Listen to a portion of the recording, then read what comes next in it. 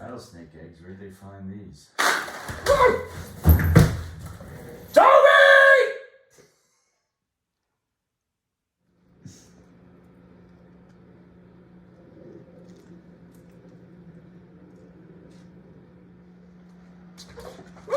Shit!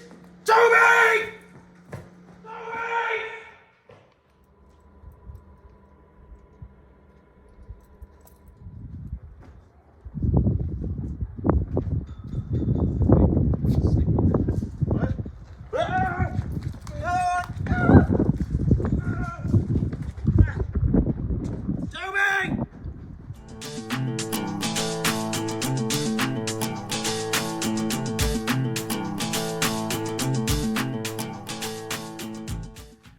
It's not that I don't like snakes. I just don't like being scared by snakes, and Toby will get his.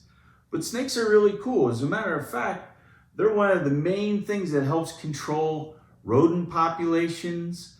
There's a lot of cool research going on with snakes like rattlesnakes, where their venom is being used for blood and heart medications. So snakes are hugely important. I just don't like when I almost step on them. Over the years, we've had many snake encounters here at the Sandia Mountain Natural History Center. And we're not alone. According to New Mexico State University, New Mexico has 46 species of snakes, only 8 of which are venomous. 7 of those are rattlesnakes and 1 is a coral snake. It may be nerdy to point out, but there is a difference between venomous and poisonous. Venomous creatures inject venom into you, whereas when something is poisonous, toxins are absorbed into the body. A good way to remember this is venomous, it bites you. Poisonous, you bite it. Snakes are ectotherms, meaning they control their body temperature by absorbing or giving off heat. So you usually won't encounter them when it's very cold or very hot. Another cool thing about snakes is the lower jaw and skull are connected by a piece of stretchy material, a ligament, that allows the snake to open its mouth very wide and move each jaw independently. Thus, snakes can swallow prey much larger than their head. Contrary to popular belief, snakes are not slimy. In fact, they feel dry to the touch. Snake scales and skin help retain body moisture. Snakes shed their skin and eye covering together. It's a rattlesnake. What you tell a rattlesnake is the shape of the head. But then the real giveaway, let's wait for it, the rattles right there on its tail. It's a rattlesnake. We're going to give it plenty of space. Let him get some cover. I've actually had rattlesnakes strike at me before. It's a pretty scary proposition. So if you're out hiking and you come upon a log or something that you need to cross, good rule of thumb is to step on the log and then over. You really don't want to put your hands or feet anywhere that you can't see, because that's where snakes might be.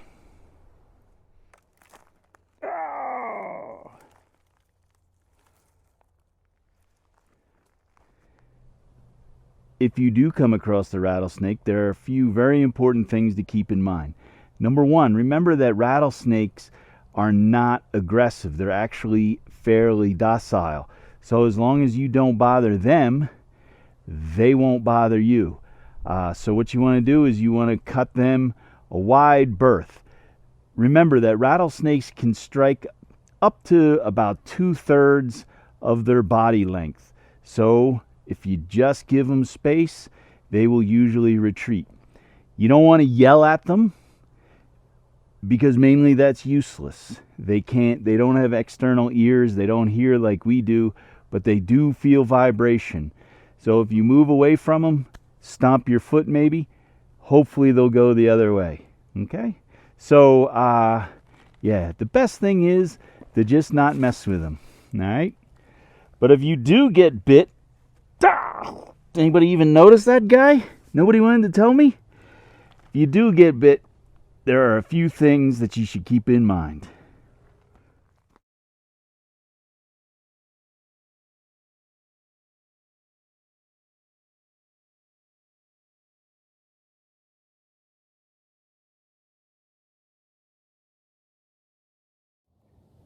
About 8,000 people a year are bitten by rattlesnakes. So it's a fairly common thing, but only about 10 to 15 of those people die. So you have a very small chance of actually dying. As a matter of fact, 25% of bites are actually what they call dry bites. There's no venom at all.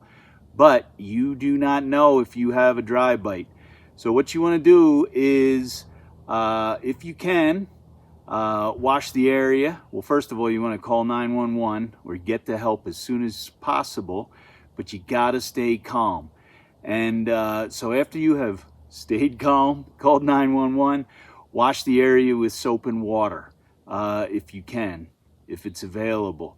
And then you want to keep the area of the bite below the heart. You want to slow down that venom going through your system. But you have a very good chance of surviving if you get the medical help fairly quickly. So snakes obviously have very flexible skeletons that allow them to curl up, to slither, and all those things. But what I really wanted to talk about was these rattlesnake rattles.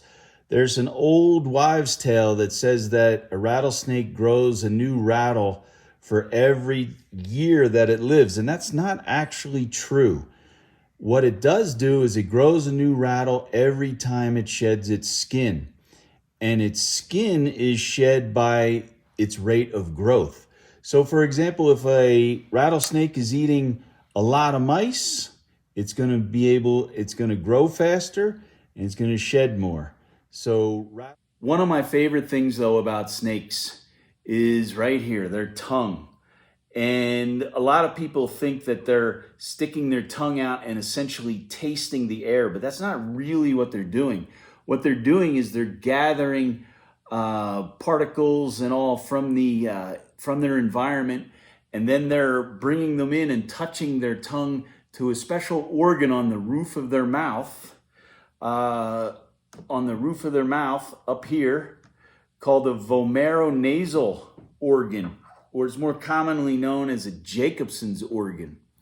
And the reason I think that is cool is because it's just another example in nature of certain animals having different senses than we do.